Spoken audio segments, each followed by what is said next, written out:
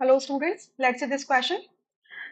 ये जो क्वेश्चन आपको दिया है मैचिंग टाइप क्वेश्चन है जिसमें दो कॉलम्स लिखे हुए हैं, column one and column to. Column one में आपका कुछ फिजिकल पैरामीटर्स लिखे हुए हैं और कॉलम टू में उनका रिलेशनशिप लिखा हुआ है। ठीक है, तो आपको करेक्ट ऑप्शन चूज करना है।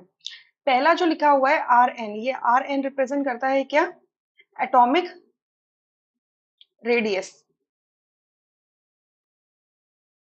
Of nth orbit.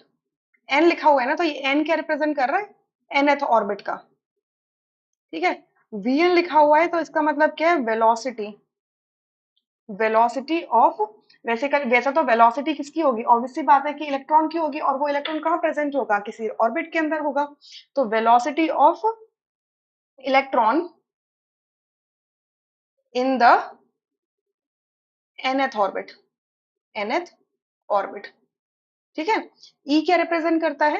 Energy of electron, या एनर्जी ऑफ इलेक्ट्रॉन कह लो, या एनर्जी ऑफ आप ऑर्बिट कह लो। बट जनरली क्योंकि ऑर्बिट के अंदर इलेक्ट्रॉन है तो ऑब्वियसली बात है कि इलेक्ट्रॉन की एनर्जी होगी। So energy of electron, electron कहाँ पर बैठा है? ये इलेक्ट्रॉन किसी एक ऑर्बिट में बैठा हुआ है ना। तो energy of electron in the nth orbit, nth orbit. ठीक है, एल क्या रिप्रेजेंट, एल एन क्या रिप्रेजेंट करता है? Angular momentum, angular momentum of nth orbit, nth orbit. Orbit का एंगुलर मोमेंटम रिप्रेजेंट कर रहा है। ठीक है, so we know that R N, R N मतलब radius, atomic radius of the nth orbit. मैं ये सारे रिलेशनशिप्स लिख रही हूँ सीजीएस यूनिट्स में। किस में लिख रही हूँ? सीजीएस। सीजीएस का मतलब क्या होता है? Centimetre gram second unit. ठीक है, ऐसा यूनिट्स नहीं है, सीजीएस यूनिट्स है। तो मैं सीजीएस यूनिट्स में ये सारे रिलेशनशिप लिख रही हूँ।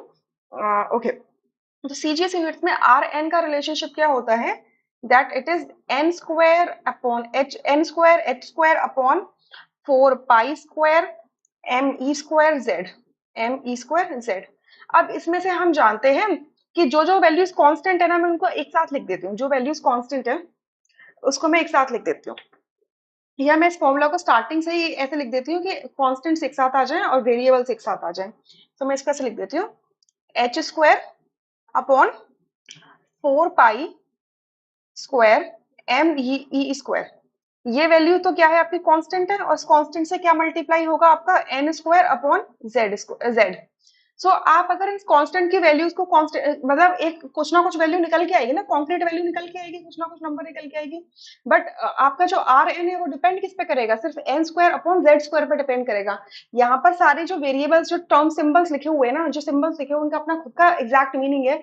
एच क्या है? प्लैंक्स कांस्टेंट है। एम क्या है? मास ऑफ इलेक्ट्रॉन है। ई क्या है? चार्ज ऑन इलेक्ट्रॉन है। एन क्या है? ऑर्बिट नंबर है।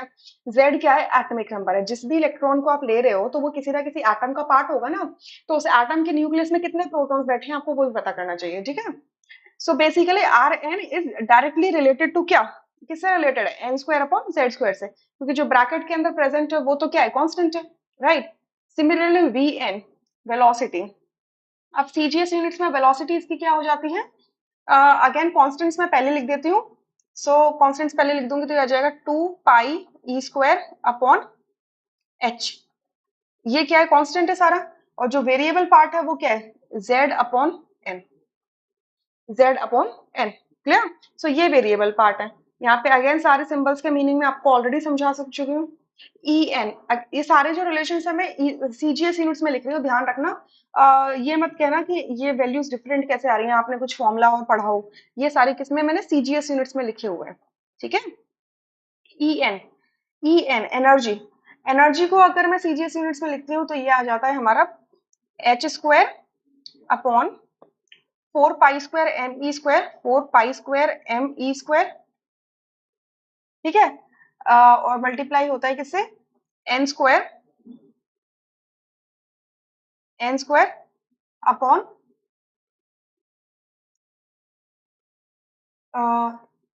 Z square upon N square. Sorry, not N square upon Z square, it is Z square upon N square. ठीक है, ये होता है। क्लियर?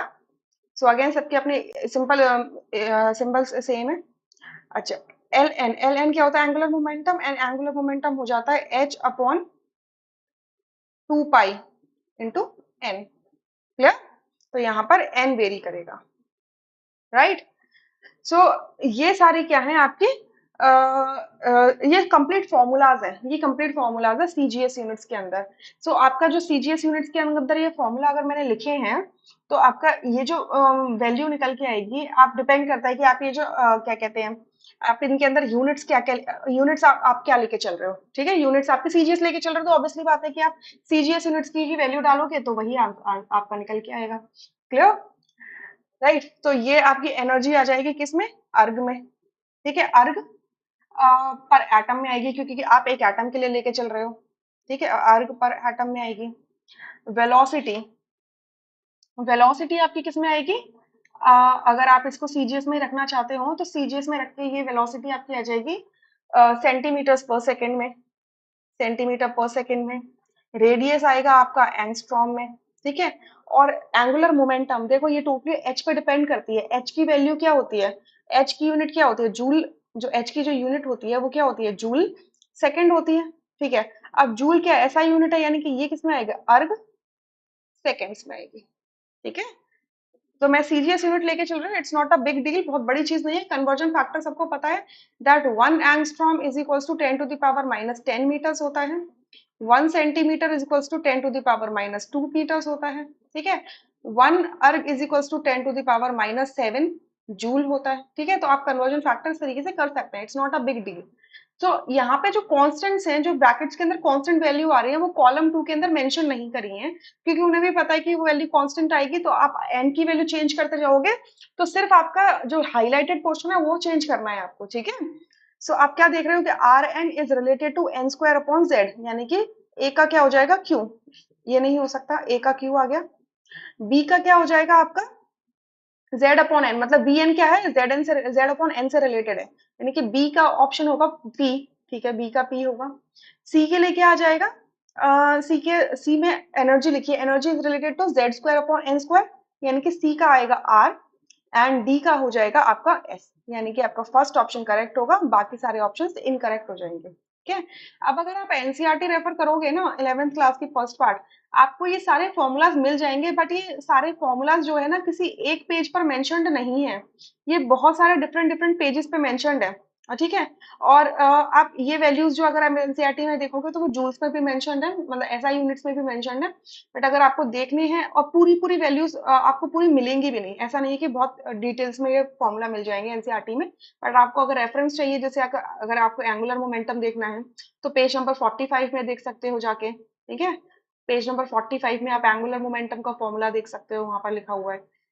रेडियस का अगर कंसाइज फॉर्मूला देखना है तो आप पेज नंबर 47 में देख सकते हो। 46 में आपको एंगुलर मोमेंटम मिलेगा, 47 में आपको रेडियस एनर्जी मिल जाएगा। वेलोसिटी मेंशन नहीं है वहां पर, बट यस कि इट्स गिवन, राइट? कुछ कुछ values are given to you. So I hope you understood this question really very well. Thank you.